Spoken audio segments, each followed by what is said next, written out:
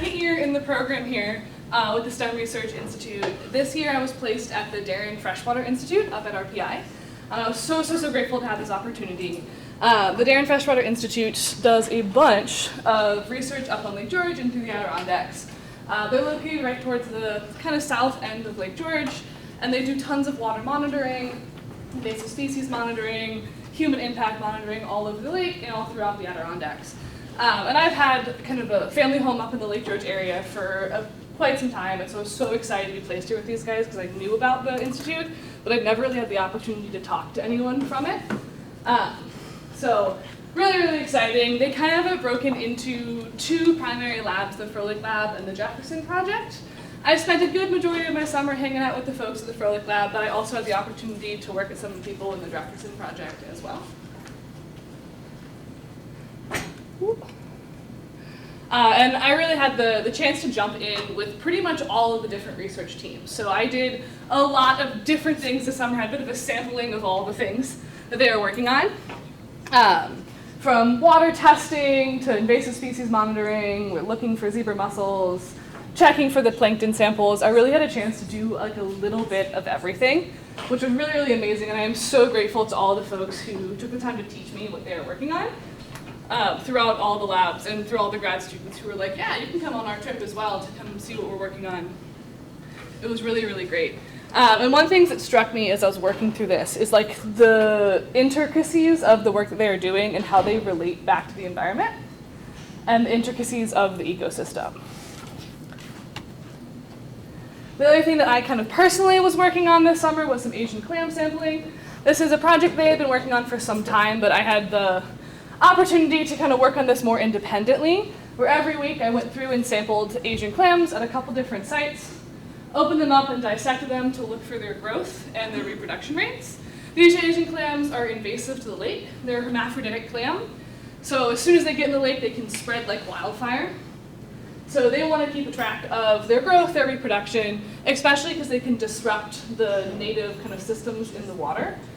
They leave calcium deposits and they disrupt the system, the kind of micronutrients in the system. While I was working, we also kind of were looking for these parasitic annelid worms inside of them. I've got a little video. You can kind of see this particular clam had a lot of these little parasitic worms in them, which it sounds kind of weird because parasites seem like they're not a good thing, but these are actually a good thing because they're eating the velingers, the babies. So hopefully we can keep track of those and kind of see if they have an impact long-term on these Asian clams. Now to connect this back to my classroom, as I was working through all these things, I really was excited to see how all of these different aspects, if someone who was not a freshwater ecologist was like on these trips, they wouldn't necessarily see how all these different like little things are connected, but of course they are. And understanding how those things are connected through the intricacies and the interdependencies in our ecosystem is really important to understanding how why this work matters, what this work is, and really how our ecosystems matter. So when I started planning my lesson plan, I really wanted to focus on the interdependencies between things in the ecosystem, looking at freshwater systems and allowing students to kind of build up a freshwater system, freshwater ecosystem model, and see how those little things connect to one another. So unfortunately, I can't bring my students down in Coxsackie-Athens all the way up to Lake George, but I can bring them to the Hudson River. The Hudson River is right next to us, and I know there are plenty of teachers all over New York that have access to the Hudson River. So I planned my lesson around modeling out the Hudson River and looking at how human impacts are going to affect this ecosystem. So I kind of have it in 3 phases. The first phase is the one I'm going to present to you today, where we're just making the base model of the ecosystem.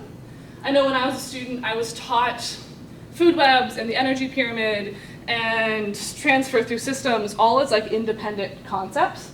So I really wanted to like bring those all together and teach them together because nutrient cycles are connected to the food web, and that is connected to how energy is transferred to the system. And all of these are connected to how humans are impacting the environment.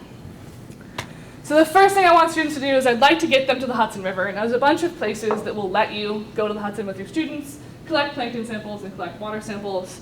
So hopefully one of them will get back to me. If not, I think I know some folks that will give me plankton samples if I need to. But Hopefully we'll get them down to the Hudson River and students will collect some data on the Hudson.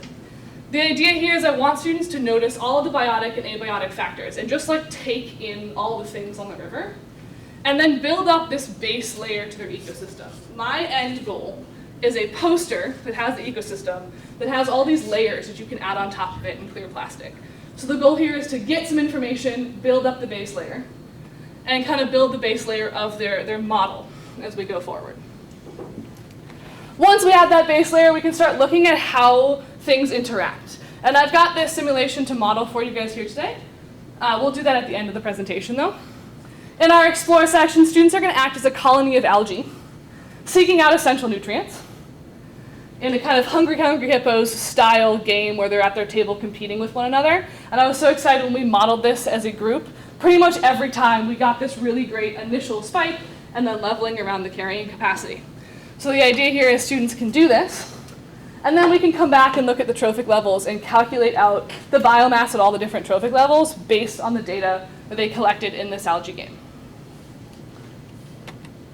Once we have all our base data collected, we can go through and start building out the food web. So when I'm referring to layers, I'd love for students to take a layer of clear plastic cellophane and layer it on top of their base model, where they can draw out all the arrows of the food web and show the transfer of nutrients and energy through the system itself. Next, students can come back and research some of our nutrients in the system, so carbon, nitrogen, or phosphorus. Ideally, I'd like students to be able to choose one of the three and add another layer to their system looking at how these specific nutrients are moved through the system. At this point, I'd love for students to do just a bit of a gallery walk to see each other's posters and kind of learn a little bit, especially if they only did one of those three essential nutrients, they can kind of see some of the other ones. And then finally, use evidence and reasoning to justify why these interdependent relationships create stability in the long term. So this is my phase one. My next phase would be to look at how humans impact those ecosystems. So ideally, we can come back and we can add in invasive species. We can add in human light pollution, noise pollution, and look at how all those interrelationships are impacted by human effects. And finally, I'd love for students to debate the different solutions that we have to mitigating these impacts and come up with their own solution. That said, I would like to preview this algae game, so I'm going to ask that my fellows help me kind of pass out some information here to you guys. I've got the algae game packet, some packets of little cards, and some dice.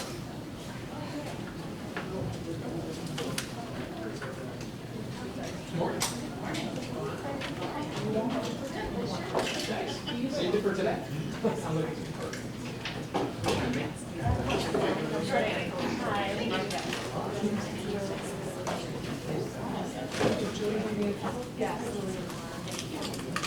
You are going to need a pen or a pencil for this. And when you get that baggie of cards, go ahead and spread them out all over the table. You are competing with your table mates. Face up, please. That's a good question. Leave them face up, unless you want to add the challenge or face down, but probably face up.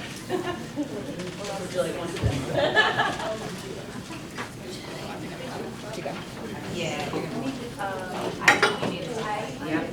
Yeah. Maybe They're cold. Yeah.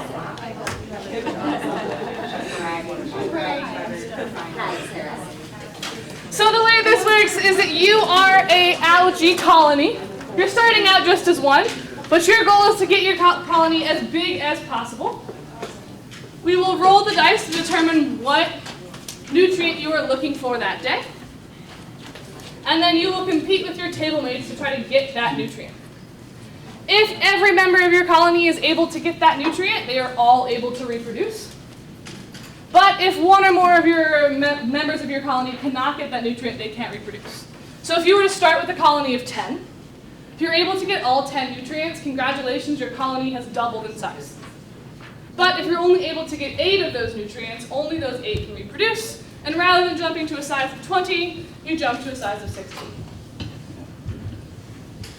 Once we roll the dice, you'll have 30 seconds to collect your colony.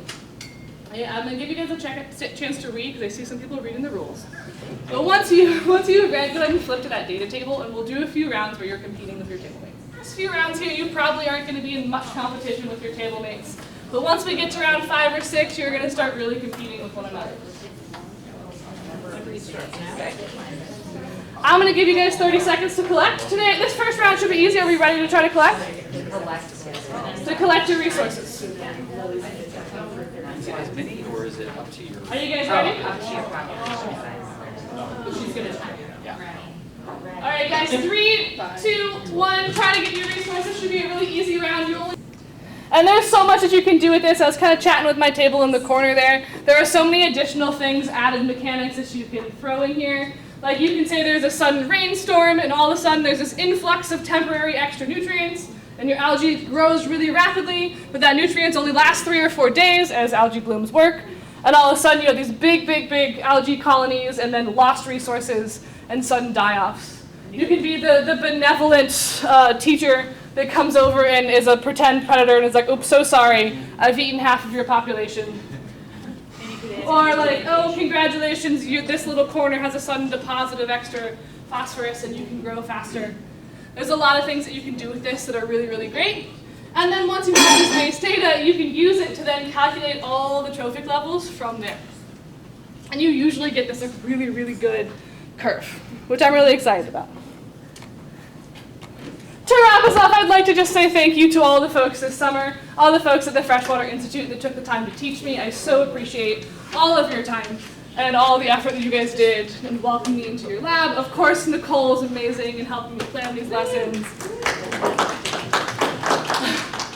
And of course, all the folks at my district who have supported me in doing this program. So thank you guys.